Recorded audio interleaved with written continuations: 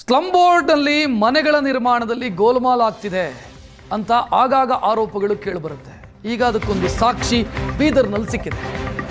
ಹಣ ಪಾವತಿಸಿ 3 ವರ್ಷ ಆದರೂ ಕೂಡ ಸೂರು ಸಿಗದೆ ಬೀದಿಗೆ ಬಿದ್ದಿದ್ದಾರೆ ಜನ. ಬೀದರ್ನ ಚಿಟಗುಪ್ಪದ ಸ್ಲಂ ಬೋರ್ಡ್ ಮನೆ ನಿರ್ಮಾಣದಲ್ಲಿ ಗೋಲ್ಮಾಲ್ ಆಗಿದೆ ಅಂತ 32 ಕೋಟಿ ವೆಚ್ಚದಲ್ಲಿ ವಸತಿ ಯೋಜನೆಯನ್ನು ಕೈಗೊಳ್ಳಲಾಗಿತ್ತು. ಆದರೆ ಕಾಮಗಾರಿಯನ್ನು ಪೂರ್ಣ ಮಾಡದೆ ಅಧಿಕಾರಿಗಳು ಗುತ್ತಿಗೆದಾರರು ಕೈಬಿಟ್ಟಿದ್ದಾರೆ. ಈಗ ಫಲಾನುಭವಿಗಳ ಪರಿಸ್ಥಿತಿ ಹೆಂಗಾಗಿದೆ ಅಂತಂದ್ರೆ ತಾವೇ ಮನೆ ನಿರ್ಮಿಸಿಕೊಳ್ಳುವಂತ ಪರಿಸ್ಥಿತಿ. ಮನೆ ನಿರ್ಮಾಣ ಮಾಡದೆ ಕೋಟಿ ಲೂಟಿ ಮಾಡಿದ್ದಾರೆ ಗುತ್ತಿಗೆದಾರರು ಅಧಿಕಾರಿಗಳು ಸೇರಿಕೊಂಡು. ಮನೆಗಳು ಕಂಪ್ಲೀಟ್ ಆಗಿಲ್ಲ. ಪ್ರಧಾನಮಂತ್ರಿ ಆವಾಸ್ ಯೋಜನೆ ಅಡಿಯಲ್ಲಿ 545 ಮನೆಗಳು ಮಂಜೂರಾಗಿದ್ದಾವೆ. ಫಲಾನುಭವಿಗಳು ತಮ್ಮ ಪಾಲಿನ 1 ಲಕ್ಷ ರೂಪಾಯಿ ಡಿಡಿ ಕೂಡ ಕೊಟ್ಟಿದ್ರು 3 ವರ್ಷದ ಹಿಂದೆನೆ. ಆದರೆ ಮನೆಯ ಮೇಲ್ಚಾವಣಿ ಮತ್ತು ತಳಪಾಯ ಇಷ್ಟನ್ನು ನಿರ್ಮಿಸಿದ್ದು ಬಿಟ್ಟರೆ ಮನೆಗಳು ಹೆಂಗಿದೆ ಅಂತ ನೋಡ್ತಿದ್ದೀರಿ ನೀವು. 3 ವರ್ಷ ಆಯಿತು, ಮನೆ ಫಿನಿಶ್ ಆಗಿಲ್ಲ. ಫಿನಿಶ್ ಆಗುವ ಯಾವ ಲಕ್ಷಣವೂ ಕೂಡ ಇಲ್ಲ. ದುಡ್ಡು ಕೊಟ್ಟವರು ಈಗ ಮನೆ ಸಿಗತ್ತೆ ಅಂತ ಕಾಯ್ತಾ ಇದ್ದಾರೆ. ಮನೆ ಫಿನಿಶ್ ಆಗುತ್ತಾ ಇಲ್ಲ. ನಿವೇಶನ ಹಾಗೂ ವಸತಿ ರಹಿತ ಬಡ ಕೂಲಿ ಕಾರ್ಮಿಕರಿಗೆ ಸರ್ಕಾರ ಕೋಟ್ಯಾಂತರ ರೂಪಾಯಿ ಖರ್ಚು ಮಾಡಿ ಕೊಳಗೇರಿ ಅಭಿವೃದ್ಧಿ ನಿಗಮ ಯೋಜನೆಯಡಿ ಮನೆಗಳನ್ನು ಕೂಡ ಮಂಜೂರು ಮಾಡಿರ್ತಕ್ಕಂಥದ್ದು.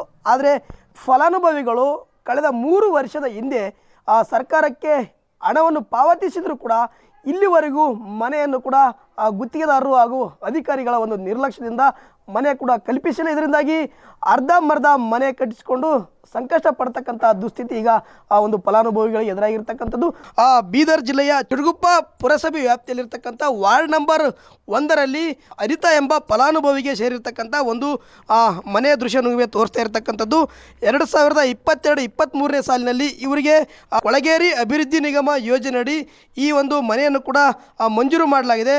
ಈಗಾಗಲೇ ಈ ಅನಿತಾ ಎಂಬುವರು ಸರ್ಕಾರಕ್ಕೆ ಡಿಡಿ ಮೂಲಕವಾಗಿ 1 ಲಕ್ಷ ರೂಪಾಯಿಯನ್ನು ಕೂಡ ಈಗಾಗಲೇ ಪಾವತಿಸಿರ್ತಕ್ಕಂಥದ್ದು. ಆದರೆ ಮನೆ 1 ಲಕ್ಷ ರೂಪಾಯಿ ಹಣವನ್ನು ಸರ್ಕಾರಕ್ಕೆ ಕಟ್ಟಿದರೂ ಸಹ ಇಲ್ಲಿವರೆಗೂ ಅಂದರೆ ಕಳೆದ 3 ವರ್ಷದಿಂದಲೂ ಸಹ ಇವರಿಗೆ ಯಾವುದೇ ಕೂಡ ಮನೆಯನ್ನು ಕಟ್ಟಿಸಿಕೊಡ್ತಕ್ಕಂಥ ಕೆಲಸವೂ ಕೂಡ ಆಗಿಲ್ಲ. ಯಾಕಂದರೆ ಸರ್ಕಾರದ ನಿಯಮಾನುಸಾರವಾಗಿ ಇವರು 1 ಲಕ್ಷ ರೂಪಾಯಿ ಸರ್ಕಾರಕ್ಕೆ ಡಿ ಮೂಲಕವಾಗಿ ಕೊಳಗೇರಿ ಅಭಿವೃದ್ಧಿ ಮಂಡಳಿಯ ಕಮಿಷನರ್ ಅವರ ಅಕೌಂಟ್ಗೆ 1 ಲಕ್ಷ ರೂಪಾಯಿಯನ್ನು ಹಾಕಿದ್ದಾರೆ. ಆದರೆ ದೃಶ್ಯದಲ್ಲಿ ಕೂಡ ಗಮನಿಸ್ತಾ ಇದ್ರಿ, ಈ ಗುತ್ತಿಗೆದಾರರು ಹಾಗೂ ಅಧಿಕಾರಿಗಳ ನಿರ್ಲಕ್ಷ್ಯದಿಂದಾಗಿ ಈಗ ನಡು ನೀರಲ್ಲಿ ಈ ಒಂದು ಫಲಾನುಭವಿಗಳ ಬದುಕು ಈಗ ನಿಂತಿರ್ತಕ್ಕಂಥ. ಯಾಕಂದರೆ ಮೇಲೆ ಈ ಒಂದು ಕಟ್ಟಡದ ಮೇಲ್ಚಾವಣಿ ಮಾತ್ರ ಈ ಗುತ್ತಿಗೆದಾರರು ಹಾಕಿರ್ತಕ್ಕಂಥದ್ದು, ಕೆಳಗಡೆ ತಳಪಾಯ ಕೂಡ ಹಾಕಿರ್ತಕ್ಕಂಥದ್ದು. ಇದು ಬಿಟ್ಟರೆ ಯಾವುದೇ ರೀತಿಯಿಂದ ಕೂಡ ಇಲ್ಲಿ ಇವರಿಗೆ ಮನೆ ಕಟ್ಟಿಸಿಕೊಡ್ತಕ್ಕಂಥ ಕೆಲಸವೂ ಕೂಡ ಮಾಡಿಲ್ಲ. ಆದರೆ ಈಗ ಅನಿವಾರ್ಯವಾಗಿ ಈ ಫಲಾನುಭವಿಗಳು ತಮ್ಮ ಸ್ವಂತ ಖರ್ಚಿನಲ್ಲಿ ಗೋಡೆ ಇರ್ಬೋದು, ಜೊತೆಗೆ ಬೇರೆ ಬೇರೆಯ ಒಂದು ಮನೆಯ ಭಾಗಗಳನ್ನು ಕೂಡ ಇಲ್ಲಿ ಕಟ್ಟಿಸ್ಕೊಂಡಿರ್ತಕ್ಕಂಥದ್ದು.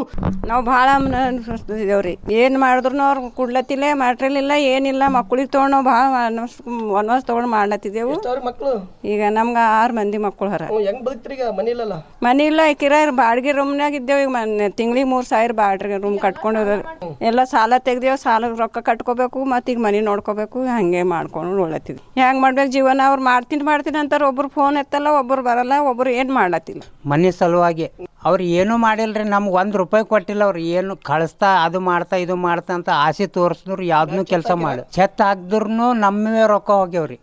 ಅವತ್ತು 2.5 ಲಕ್ಷ ನಾನೇ ಕೊಟ್ಟಿದ್ದೆ.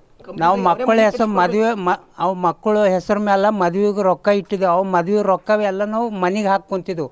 ಈಗ ಮಕ್ಕಳು ಮದುವೆ ಮಾಡ್ಲಕ್ಕೆ ನಮ್ಗೆ ರೊಕ್ಕ ಇಲ್ಲ. ಈಗ ಕ್ಯಾಮ್ರಾಮ್ಯಾನ್ ಶರಣಕುಮಾರ್ ಜೊತೆ ಪರಶುರಾಮ್ ನಾಯ್ಕ, ರೇಷನ್ ಸುವರ್ಣ ನ್ಯೂಸ್, ಬೀದರ್.